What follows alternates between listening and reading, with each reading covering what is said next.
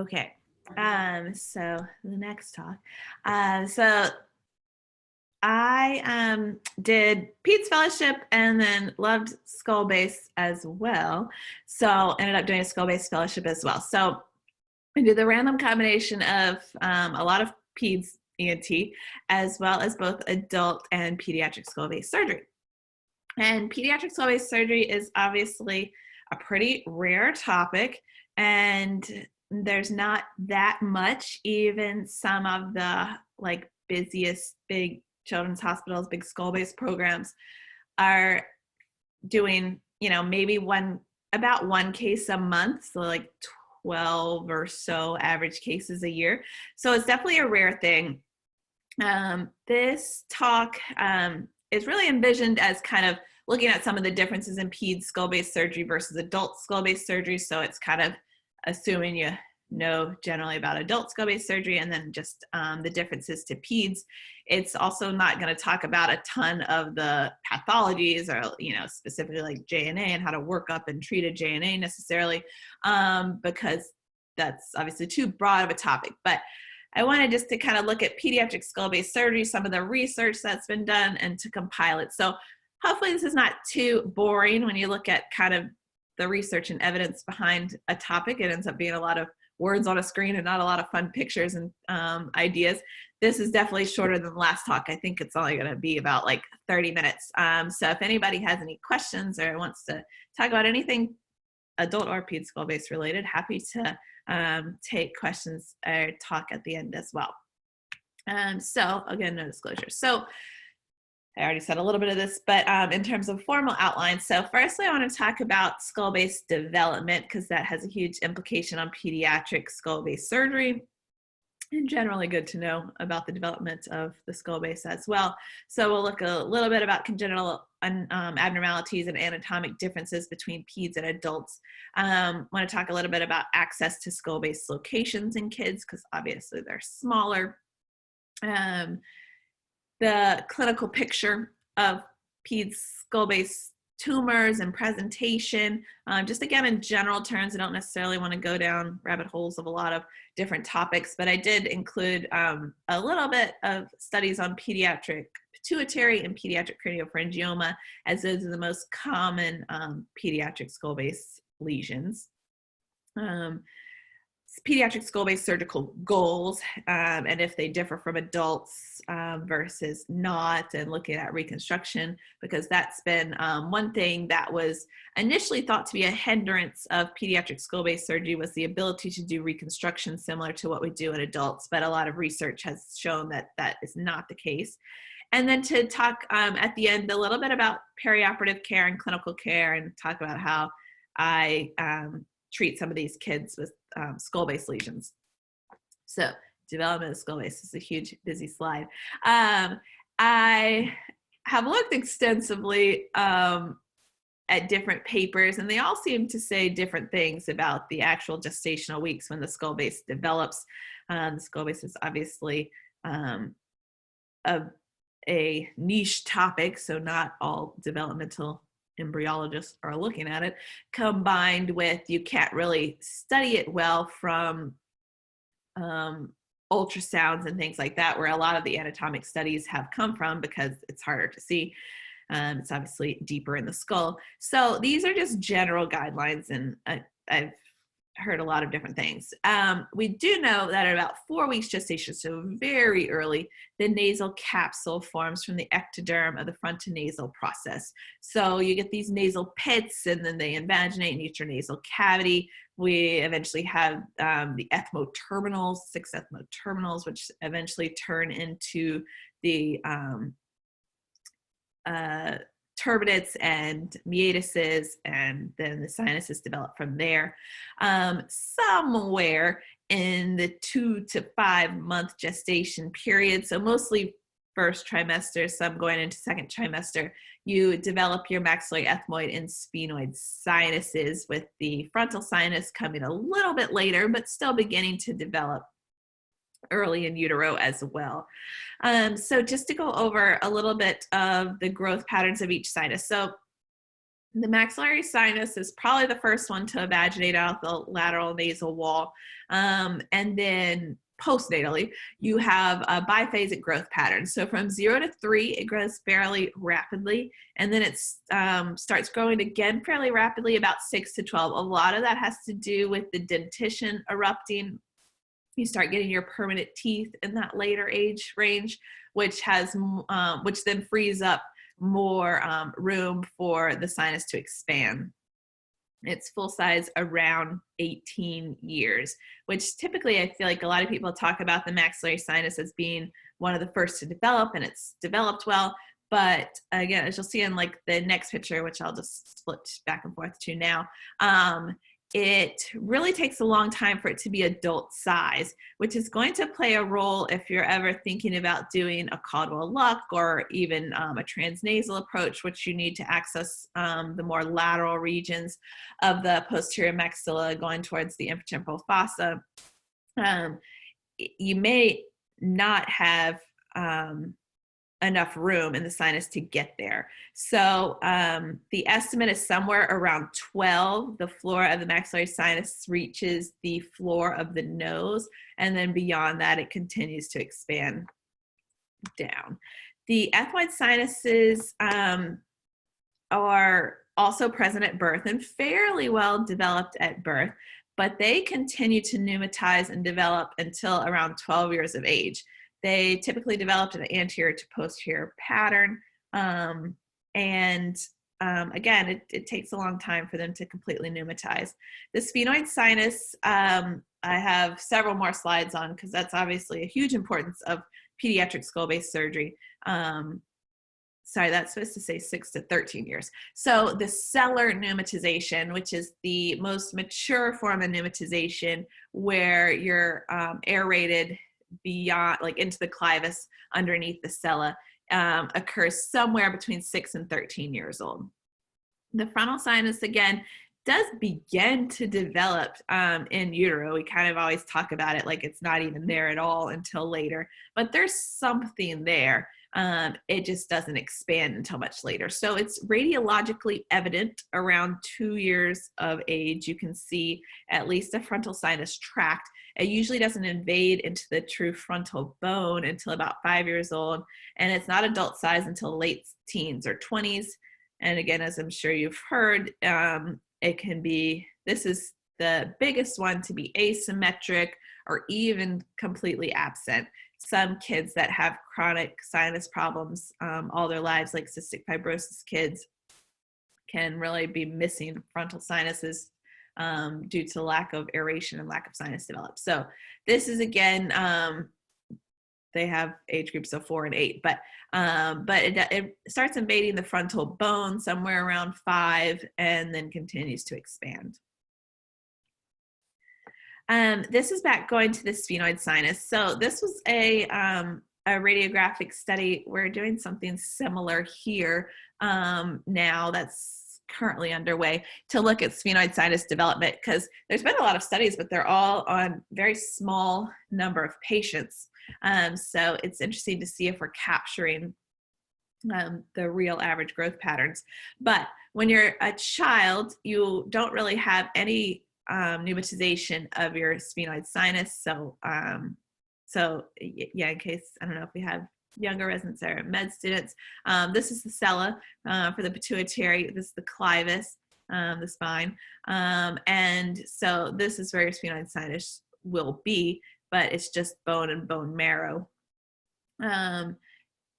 It starts to pneumatize and will progressively pneumatize further and further back. It first pneumatizes upward, pre-sellar, and then hopefully reaches this final adult stage of a sellar pneumatization. So we have conchal sellar, which means that there's really no pneumatization, all the way to a sellar pattern, which is full pneumatization. And then somewhere in here, like really both of these would be like a pre-sellar pneumatization, where you can see the front part of the sella, but you aren't pneumatized all the way behind the sella.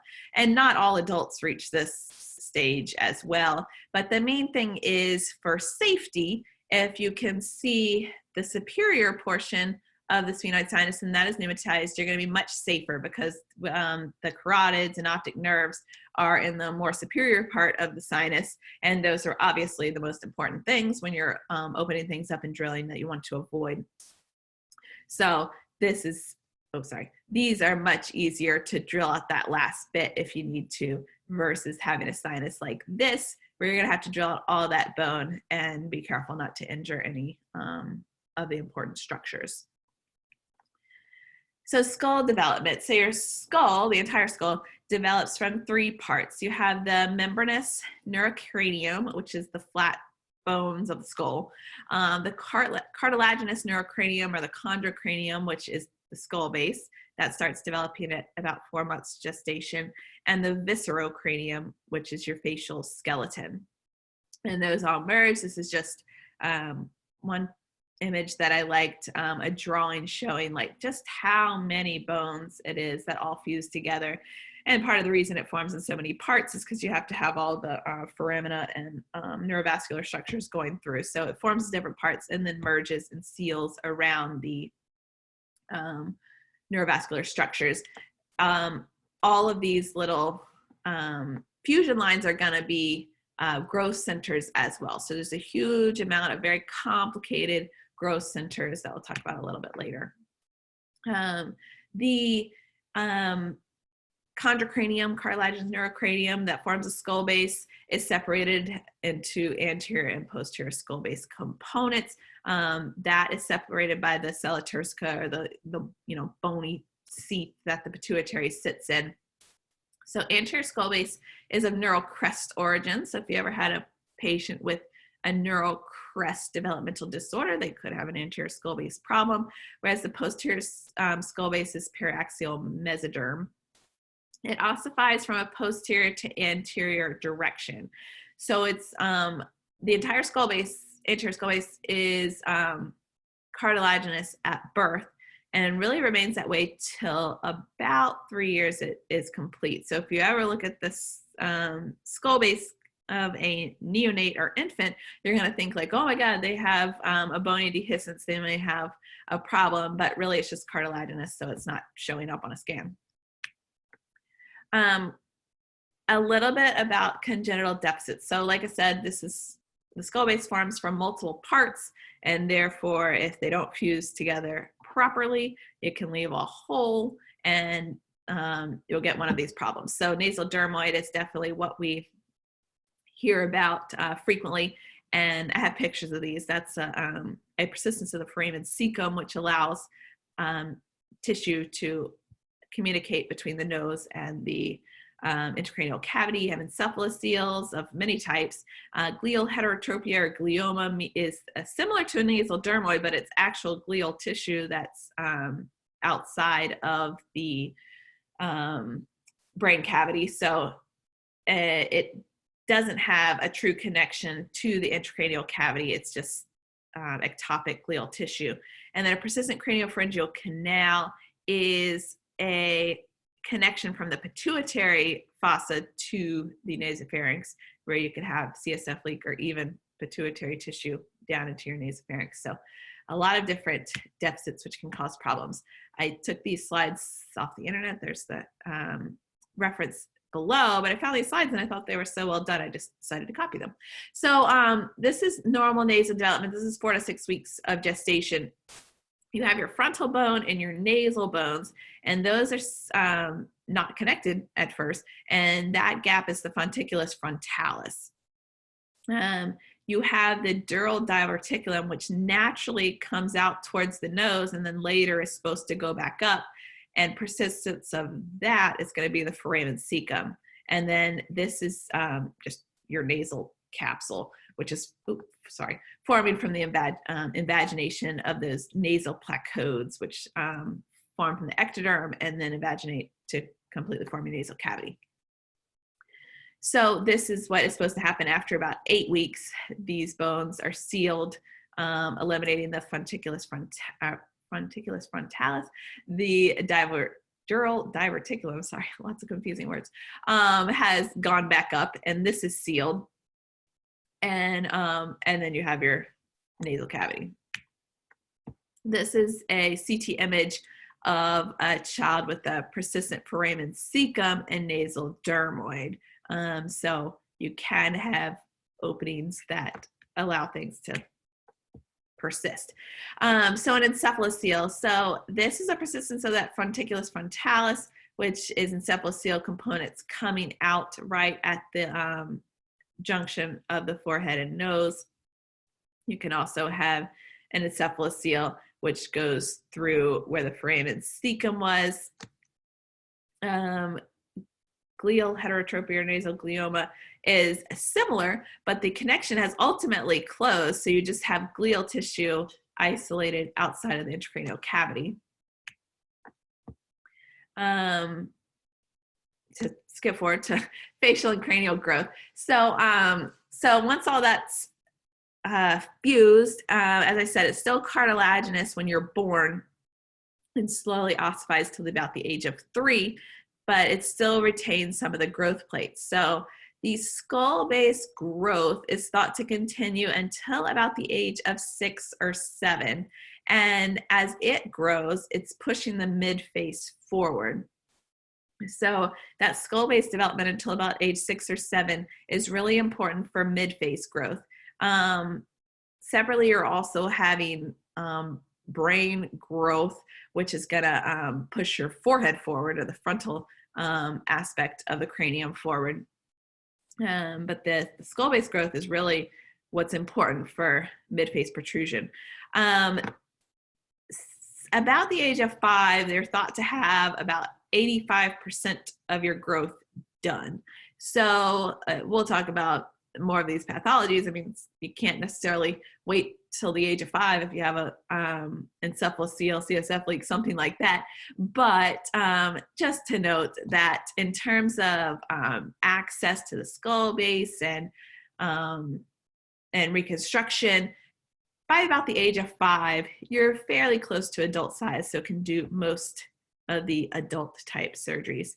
The midface truly grows until approximately 16 years, which is why I'm sure everybody's heard about, you don't want to do septoplasties because there's growth centers for the nose and face.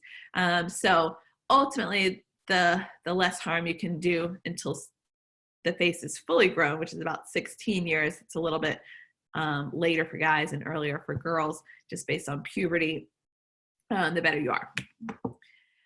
There's been a few studies that talk about facial growth, both in endoscopic skull-based surgery as well as sinus surgery. So I have a few of those because I think that's similar to the last talk. It's just kind of interesting to know some of this historical stuff when sinus surgery, for sure, and skull-based surgery first came out for kids and people started doing it. There was a lot of concerns about the impact on facial growth, and really it's all been shown to not cause any problems. So this is a cephalometric study. All of these studies are very small. So they had 11 children who were less than age 7 at the time of skull-based surgery, and this is all different skull-based surgeries. It's not necessarily all cellar or all encephalocele type skull-based dehiscences, so all sorts of different things. But 11 children under the age of 7, and they had about 30 children above the age of 7.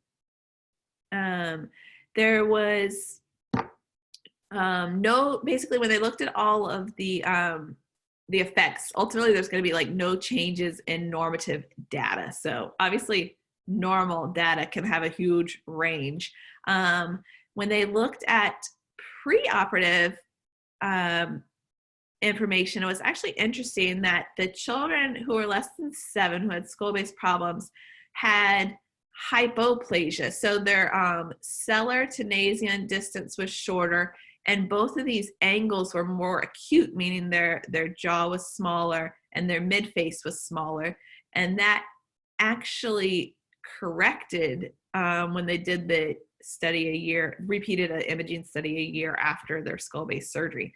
So it's very interesting that it's possible that having skull-based pathology has messed up your facial growth already, and that you can have differences, but possibly getting rid of the tumor, the lesion, whatever it is, will allow you to have catch-up growth of your face. So when they looked at all the changes pre and post-op, the only difference was that the cella-to-nasation distance in children who had surgery before 7 was shorter than the children who had surgery after 7, but all of the data was still in a normative range.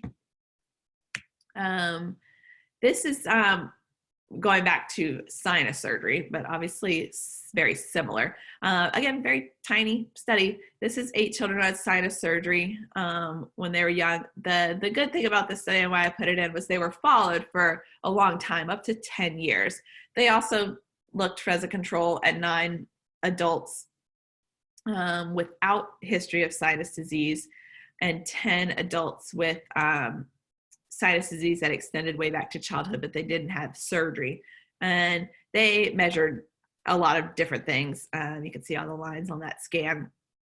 And the only thing they found was small increases in the volume of the orbit on the operated side, but it was not, sorry, this is just a radiographic study. It has nothing to do with how the people looked. Otherwise, no difference. So very, very tiny change in orbit volume, but they felt it was not going to be significant and no other differences. These were just 2 other studies on endoscopic sinus surgery. This one's a little bit larger. 46 had undergone surgery. This is, again, a small study. But basically, again, long-term follow-up, no differences in cephalometric analysis and radiographic measurements as well. I don't think anybody's done a study on how they visually appear, but nobody's shown any differences. So we can kind of conclude that if they need surgery, give them surgery, because there's not necessarily any differences. The verdict is still out on septum surgery, and the idea is still that if you can preserve as much septum structure as possible, that is best. Because, and mainly that's just because we know, like, even in adults, if you enter their septum, they're going to get a saddle nose and problems. So generally, we're just preserving septums regardless. So I just wanted to talk a little bit about the clinical picture of who these kids are and how they present and what type of tumors they had. This is very difficult to assess because, like we said, it's rare, and so all these individual centers have limited studies. I've actually tried to do a database study on this to look at it because the data is so lacking, but the problem is on coding. So, and I think that's probably the problem a lot of people have had trying to do these studies is there is a code for a pituitary tumor, there is a code for a craniopharyngeoma, and there's obviously a code for encephalocele, but that could be anywhere.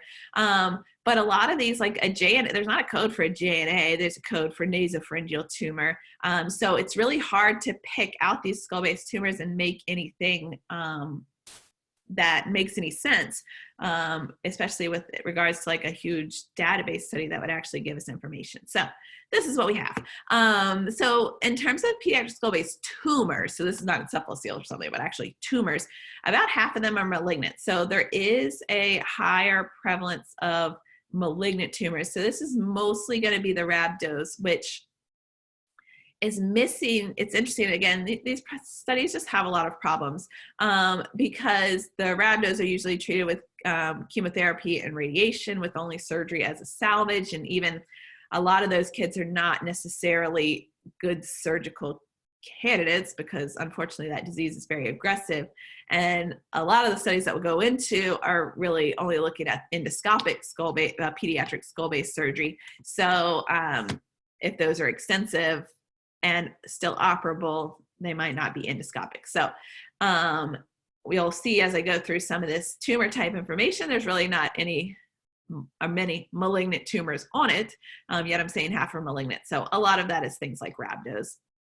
There's a bimodal pattern of skull-based lesions, but around the age of 3.5 mean, and then 17.5. And I think that gets to be a lot of your congenital problems, encephaloceles, things like that in the earlier age group. And then later we have the JNAs, the more pituitary tumors, different things like that. The most common tumors when you look at endoscopic sinus surgery are craniopharyngiomas and pituitary adenomas. JNAs are up there as well. And then encephaloceles are the most common pathology requiring an infant skull-based surgery. So open surgery versus endoscopic surgery, we could look at this in a multitude of ways. There's not a lot of true pediatric research comparing the outcomes of both. There was a lot of good adult research comparing the outcomes of both types as endoscopic procedures were becoming more prevalent, but nobody's necessarily done a lot of those studies in kids. But we can make a lot of good reasons why endoscopic surgery is better. Number one, we have adult data showing that it's equally effective and less morbidity. But even more so in kids, we've already talked about facial growth concerns. Well, if you actually make osteotomies, maxillectomies, maxillary swing, facial translocation, things like that, that obviously could seriously impact facial growth, tooth buds, different things, which has a huge impact on potential facial growth. And I have this later somewhere, but obviously, surgical scars on the face of kids, dental deformities, things like that can affect the psychosocial feelings of anyone, adult too, but it can be a bigger problem with kids. Kids are, on the one hand, super resilient, but on the other hand, especially through those years of school and bullying and that sort of thing, you don't want to look different if at all possible. Going back to actual practical applications of all this, in terms of open surgery, a child's brain is more dense, there's less room, there's less extra space in their cranium, so it's going to be less amenable to retraction. And there's the emotional toll. Sorry, I thought it was on a different slide. So endoscopic surgery obviously can't be done for every lesion. Some of them require open surgery, but whenever you can do endoscopic, it is best, especially now that we have a lot of research and a lot of instruments and techniques developed that work well with pediatric patients. So there's two groups have done kind of an overview study of endoscopic skull-based surgery in the pediatric population. This one's in Pittsburgh, the next one's at Stanford. And in terms of incidence of surgeries, they're both similar. So it's somewhere around 10 to 12 cases per year, it seems, at some of these big centers. Again, this is just children who had endoscopic skull-based surgery. So it's not necessarily every skull-based lesion, and it's not any of the open things. But the mean age of a child who had endoscopic skull-based surgery was 12. That's going to be consistent with the Stanford study as well. A little bit male predominance, also consistent with the Stanford study. And then in terms of pathology, so they had bony abnormalities in 16%. They actually don't define that at all, but I'm assuming that's things like fibrous dysplasia. And then tumors in 84%. Oh, wait, I'm sorry. Bony abnormalities is fibrous dysplasia, and as well as encephaloceles are in that category as well, as where they put them. But they didn't go over exact types in the breakdown of the bony lesions. This was their tumor pathology. So unfortunately, 30% of them were other and not ever defined. So that's not as helpful. They had a big portion of JNAs. The Stanford study actually does not include JNAs at all, in which skews the ability to compare. I'm sure they had JNAs, they probably just weren't considering it as the endoscopic skull-based surgery. They were thinking more cellar and more cellar lesions. So craniopharyngiomas are common, Rathke's cleft cysts, pituitary lesions, chondroma and chondrosarcomas, and then dermoids and epidermoids. A summary of the presenting signs. So headache and visual impairment are consistently the frequent presenting signs in adults too, but of kids with skull-based lesions. A lot of them have endocrine deficits, which could be excess production or insufficient production. Nasal fullness or obstruction, like an encephalocele or a JNA, something would cause something like that. Nausea, vomiting from increased intracranial pressure, and then a ton of other things as well. This is the Stanford study I was talking about. So they had only 42 patients, but again, a mean age of about 12 years. Their range was 4 to 18 years. The Pittsburgh study was 2 to 18 years. Again, a male predominance. Presenting symptoms are very similar, with headaches, visual symptoms, and hormonal abnormalities being the most common presenting symptoms. Again, I think this is skewed a lot because they didn't put in their JNAs, but a lot of craniopharyngiomas and pituitaries, Rathke's cleft cyst, chondroma, and sorry, I don't know why there's two categories of other. The first green one is supposed to be dermoid. Sorry, these are dermoid, and that's other. And just to compare the two side by side, there's some similarities. Again, JNA kind of messes up, but definitely less pituitary tumors than an adult skull-based practice, more craniopharyngiomas than an adult skull-based practice, and then you have the other things like Rathke's cleft cysts, which can happen in an adult too, but more frequently present in childhood. The dermoids and epidermoids, obviously more of a childhood thing, and then the chondroma and chondrosarcoma can really happen at any age. So the surgical goals, so they're rarely different. So as I already mentioned, when they're less than 10, want to try to avoid maxilla injury. There's tooth buds in there, facial growth centers, and until the end of puberty, preserve septal cartilage. Really, that's a thing for all ages, but even more conservatively before the end of puberty.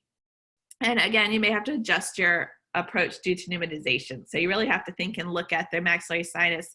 I like to do caudal lux on things like JNAs often to be able to reach laterally. But if you had a younger patient with a JNA, they may not have adequate volume. I also put in, this is more of a neurosurgical consideration, but lumbar drains you have to consider because kids, especially younger kids, are not necessarily going to sit still with a lumbar drain. So there's a lot of things you have to think of when you're thinking of reconstruction in terms of, do you want to do something differently so you can avoid certain types of packing, certain types of lumbar drains, things like that, because they're a kid and they're going to be more, I hate to say difficult, but more difficult to manage post-operatively because they can't necessarily always follow the instructions and regulations you give them. I give a lot of credit to Dr. Bly at the University of Washington. Has done really cool surgical planning things where you could take CT images, this is a drawing, but CT images to develop new approaches and techniques, and ultimately you could print out a 3D model of the approach you would need to take, which allows you to actually stick real instruments in there to see if they're going to fit. So, you know, we have all of our adult instruments and we have some smaller pediatric instruments, smaller endoscopes, things like that. But it can become a consideration when you're trying to go through a more narrow corridor as to, is this approach practical and is it going to work? So I'm sure there'll be many more things to come about using planning in your surgical approaches. This is just another one of his illustrations looking at, this is the JNA, and once you put all the data into the computer, it can tell you all the different approaches. Each color bar is a different approach you could take to reach the JNA. So it just helps with surgical planning, especially in more confined spaces or anatomic differences. Pituitary, so I'm going to talk a little bit about pituitary surgery and a little bit about craniopharyngiomas. So pituitary surgery, there are certainly higher rates of secreting tumors in children. So most adult tumors are non-secreting, most pediatric tumors are secreting. Some studies do show higher rates of CSF leak. I think it's difficult to assess if that's real or why, but but possibility of having higher rates of CSF leaks in kids. Endoscopic surgery is now definitely the mainstay. So this was this is the largest study of pediatric pituitary surgery out of the Mayo Clinic in Rochester, and it's only 39 patients. So there's not been a lot of big studies done. So their mean age at diagnosis was 15 years, mean age at surgery was 16 years. Here's the breakdown of tumors. So prolactin and ACTH secreting tumors were the most common. Growth hormone, another 18%, and non-secreting only 10%. The complication rates they had with surgery were 67% had a chronic hormonal insufficiency. So it's actually a very high rate. You don't really expect that when you do a lot of adult surgery. And I think a lot of that high percentage is just coming out of when you have a secreting tumor, you obviously have to be more aggressive. And so you can result then in insufficiency of tumor. 8% CSF leak, again, these are these numbers and they're a little higher than adults. So just something to consider. I mean, kids do have a higher brain volume, which makes less room for CSF, I guess more risk of a pressure related CSF leak. There's also been some reports that maybe this is just due to inability to comply with postoperative instructions. You know, they're gonna blow their nose if they want to and strain and scream and run around like crazy. So maybe it's because of that. And then this was only one patient, but 3% chronic DI and visual dysfunction. So surgical, even after all this and causing insufficiency in 67%, a true surgical cure was only achieved in 46%. And even after an 87-month follow-up, and some had additional surgery or radiation or different treatments, still 23% had persistent disease. So pediatric pituitary secreting tumors can be really difficult to manage. They also did a systematic review, and this is very similar numbers, but the systematic review they didn't call it a meta-analysis, but it's kind of what they did.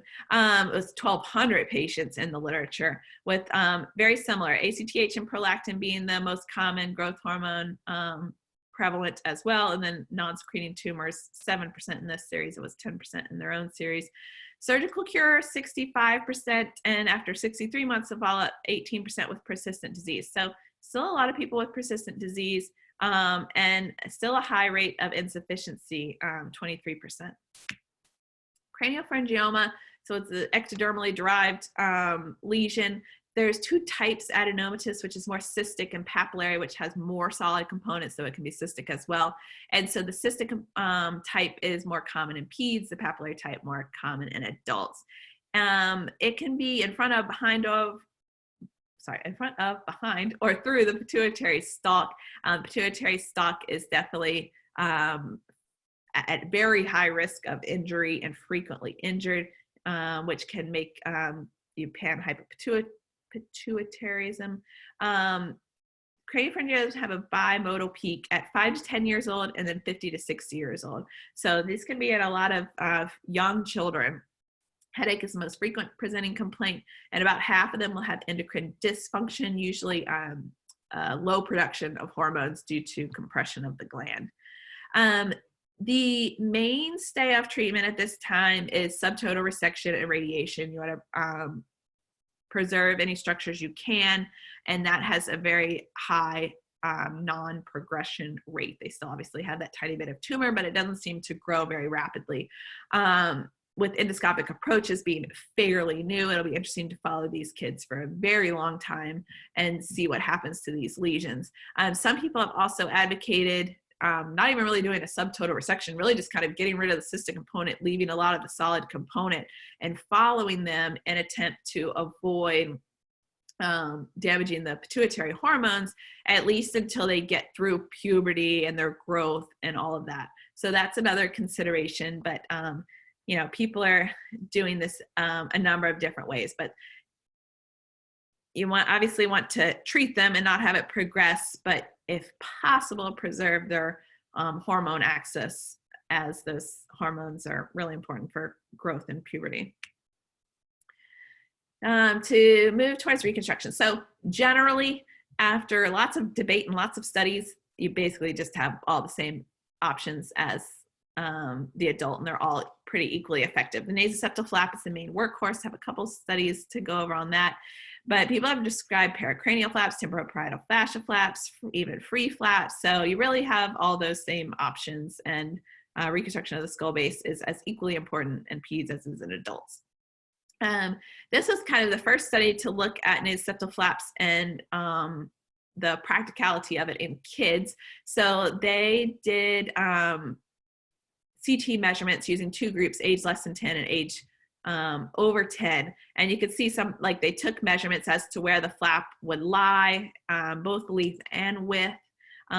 They also used their operative data too. These 16 kids had surgery actually, and they also measured the septum and from where the artery comes out, measuring the length of the flap, and basically calculated that all had sufficient length and width on the CT scans, and all those 16 kids actually had surgery, and one did have a leak, but they felt it to be a technical error, and they repositioned the same flap and had a seal. So good success rate with the nasoseptal flap.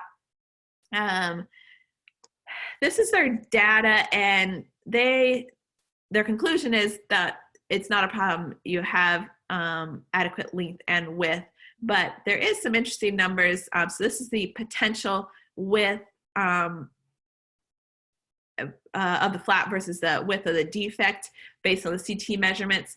And sometimes the potential defect width is bigger than the flap width. So still in young kids, particularly kids under about the age of 6 or 7, as I was saying, because that's the skull base growth phase, you want to potentially measure and think about these things preoperatively, but generally speaking, an nasoseptal flap is going to be sufficient. This is another study that looked at CT scans.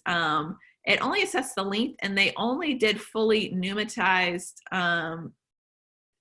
sphenoids. Like they excluded this patient because they didn't have a fully pneumatized sphenoid, which is kind of interesting because I think that these are probably the more potentially problematic kids because they potentially have a less developed skull base in general because it hasn't fully matured. So just again, if you have a kid with that seems to have a less developed skull base, or a smaller kid or whatever, you may want to take some measurements beforehand with your CT to assess and ensure that the length will be adequate. This is just more of their study showing they just measured length. But it's interesting. So this is the age and then the ratio of the flap to defect length. And it's showing that basically there's good correlation. And they found that in younger kids, the length was more than adequate, whereas some of the older kids, the length was potentially inadequate. But the overall statistical analysis shows that it's at least 1, which would be even in pretty much all kids. All right, so a little bit on perioperative care to finish this off. This is longer than I was expecting it to be. So in terms of perioperative care, so skull base is always a multidisciplinary, well, it's inherently multidisciplinary between ENT and neurosurgery, but multidisciplinary often in terms of you want good radiology to help you interpret the studies and look for minor things, radiation oncology, a whole endocrinology, a whole host of people. With kids, that's incredibly important. We already talked about kind of the increased likelihood of endocrine problems. So you really want to have an endocrinologist who has not only experience, but interest in these kids, because when you make, especially if you make a kid pan-hypopit, it is very difficult. And not only do you have to manage their pan-hypopit, but if they're prepubescent, we have one kid he was originally at 12 diagnosed with a very, very large pituitary tumor, he's actually blind in one eye because he didn't tell his parents he couldn't see until he was blind in one eye, and that vision didn't come back. But he came to us super short. He obviously had not had growth hormone and some other things for a long time, and it's been very difficult to get him. He goes to endocrinology all the time because now he's entering puberty, and they have to supplement some of his hormones to get him to not grow and develop and do all those normal things. So huge multidisciplinary input for all skull-based surgery, but particularly pediatric skull-based surgery. Child life is very important. So I talked a little bit about, you have to think about your plan in terms of packing and lumbar drain and all these sorts of things. I, obviously try to minimize packing that I have to remove if possible. I use a lot of absorbable packing, but sometimes you really just need those mirror cells to support a flap or something like that. And so the kid has to keep them in while he's on the floor for several days and then go back to the operating room and take them out. And at that point, they might be scared of the operating room because they had pain after the first surgery. So there's a lot of things, especially related to these surgeries and taking them back and the postoperative care, that you really need somebody like Child Life involved.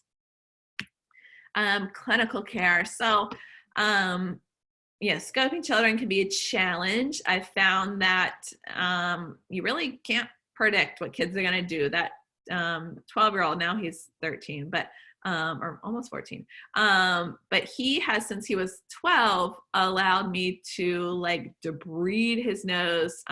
He ended up having a nasoseptal flap. He allows me to debride his nose. He thinks it's hilarious. He wants to see it on the monitor. He loves when I pull huge things out of his nose. Versus I have like a 16-year-old JNA patient just a month ago that is still coming back, that will not let me like scope his nose at all. So you really don't know. But I found that using a variety of scopes and monitors and, just trying to figure out what works for the kid and what might potentially get them interested. And we have Child Life in our clinic, which helps a lot. So you have to be really flexible, and that is not going to be a 15-minute visit when you have to do something like that. It's going to be a long visit, so planning accordingly. I have a tiny bit of stuff about debridement after this because it's mostly related to sinus surgery, but they've shown in sinus surgery that you don't necessarily need to debride sinuses, that they heal just fine.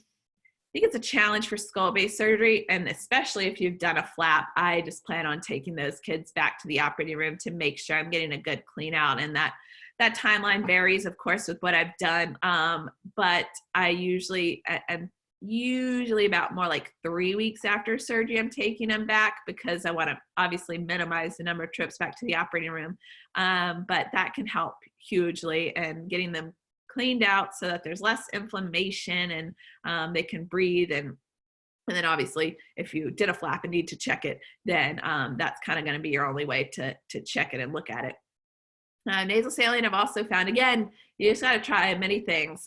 Some kids will only do a spray, but I've had some kids like kind of refuse the Neomed bottle, but they'll let their parents take a 10 cc syringe and squirt that up there. There's the spray, as well as the little, it's not aerosol, but the kind of the bag in a can sort of continuous spray that's better than just a regular spritz spray. So just trying a lot of nasal saline options. This is that data on second looks and debridements and things like that. Basically 50 children in the study, 147 in this study. Basically no difference in need for revision surgery or response when they did not do a second look debridement in the operating room. Again, that's sinus surgery versus skull-based surgery, but generally shows that their nose will eventually heal just fine without any intervention. Follow-up, again, is multidisciplinary, tons of endocrine involvement, like I said. Imaging considerations, if you were there for the last talk, I always really think about this, especially the young kids. Sometimes you need a CT scan, and you just have to get it, and they have the radiation. Sometimes you need an MRI scan, and they have to have anesthetic, but trying to minimize the number of scans, or sometimes, you may do a CT scan at some point and then an MRI scan at some point, and just balance those risks of radiation and anesthesia and all that. But sometimes you just have to adjust and do what you need to do. Final thoughts, multidisciplinary team, I talked about that a lot. It's hugely important. But for all of this and all this research and going over all these studies, many of the surgical considerations are the same.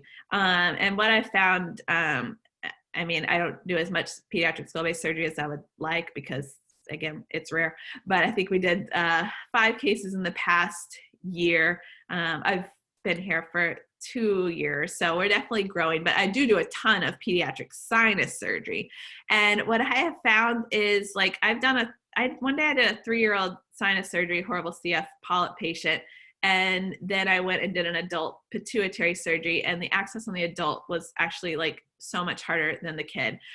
So sometimes you just never know, but planning, looking at the scans, making sure if you're doing anything pediatric, you have the 2.7 millimeter scopes as opposed to the 4 millimeter scopes, and smaller, thinner instruments, and just extra options. But generally speaking, you can achieve the same goals with pediatric skull-based surgery as adult skull-based surgery.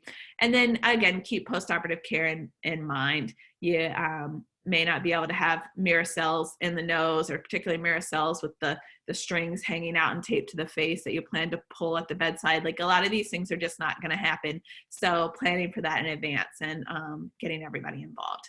And I think that is it. Thanks. Thank you, Megan. That's a very interesting topic. And I actually have a question for you, because you mentioned the kind of the little secret about pediatric skull base, that it's very rare to have to do it, except at maybe a couple of the bigger centers. But what sort of instrumentation do you use, and not talking about scopes, but in terms of cold steel instrumentation, do you use for the little kids? Because I've found I've had to even pull out ear sets before. I had a 10-day-old that we had to do a case on at one point, and I was like, yeah, I don't know what we're going to use here. And the ear set actually worked beautifully. But yeah, actually, same thing. The ear set is surprisingly very helpful. Mm-hmm.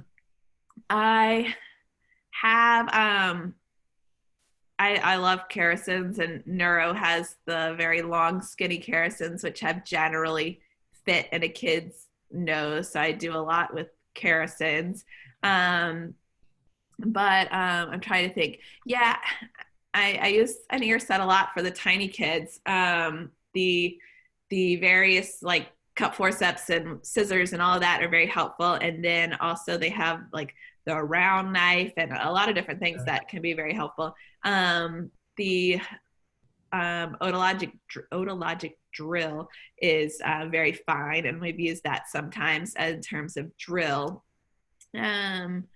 I have a tiny suction Bovie. We have endoscopic bipolars that are all thin, but typically, so I guess what I found is for a lot of the little kids, sometimes you have to do more sinus work. But if you take the uncinate down, the middle turbinate down, take the ethmoid bulla down, and do some more of that sinus work, even if you don't technically need it, like to get to the sella, then once you do that, you can switch to, I mean, maybe not a neonate, but even the infants, even you can switch to like a 4 millimeter scope in your traditional instruments. Interesting. Okay. Anybody listening out there have any questions remaining for Dr. Wilson?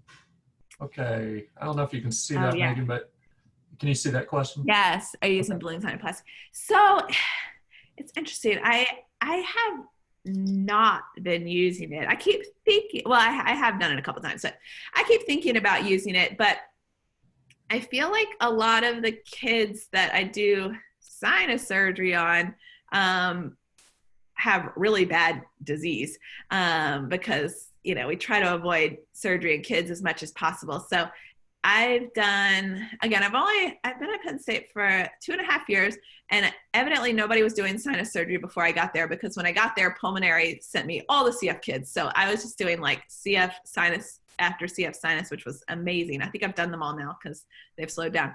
But like, so a lot of the kids I was doing had polyp disease or just really horrible disease that I didn't think the balloon was good for. But I have done it in a couple kids that were those kids that had a little bit more, minimal disease on their scan, and done it. I don't know. We didn't do a lot of balloon sinuplasty in my training, so I think it's just more of that reason that I just typically go for. I feel like if you've taken a kid to the operating room, just open up their sinuses. But there's certainly nothing wrong with it.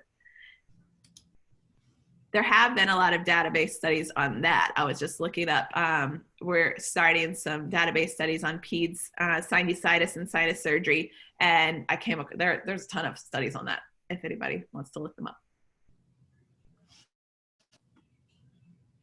Okay, any other questions for Dr. Wilson right now? If not, Megan, we really appreciate you joining us for a double header here, and